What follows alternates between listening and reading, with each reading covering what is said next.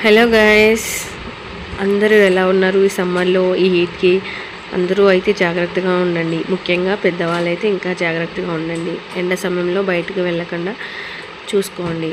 ఏమైనా పనులుంటే ఈవినింగ్ వెళ్ళేలాగానే ఉండండి. పిల్లలు పెద్దవాళ్ళు చాలా జాగ్రత్తగా ఉండండి. హీట్స్ అనేవి 3-4 డేస్ నుంచి చాలా ఎక్కువైపోతున్నాయి. ఇంకా ఈ వీడియోకి వచ్చేస్తే ఇవి నేను తీసుకున్న సీడ్స్ అయితే కోకో కాయలు అంటారండి. వీటి నుంచి మనకి కోకో పౌడర్ అనేది రెడీ అవుతుంది. మనం ఇంట్లోనే ప్రిపేర్ చేసుకుందామని చెప్పి కోకో పౌడర్ కోసం ఇవన్నీ నేను సీడ్స్ కలెక్ట్ చేస్తున్నాను.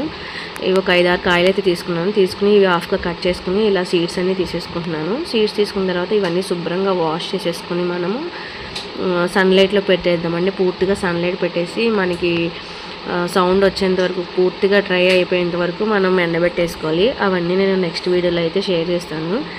ఇవి మా పొలంలోనే మీకు చూపించాను కదా లాస్ట్ వీడియోలో, అక్కడి నుంచి తెప్పించుకున్నాను. ఇప్పుడు ఊరి నుంచి తెప్పించుకున్నాను. లగేజ్ కొంచెం నాకు అమ్మ వాళ్ళు కొంచెం లగేజ్ అయితే పంపించారు. ఆ లగేజ్తో పాటు ఇవి కూడా వచ్చినాయి అనమాట.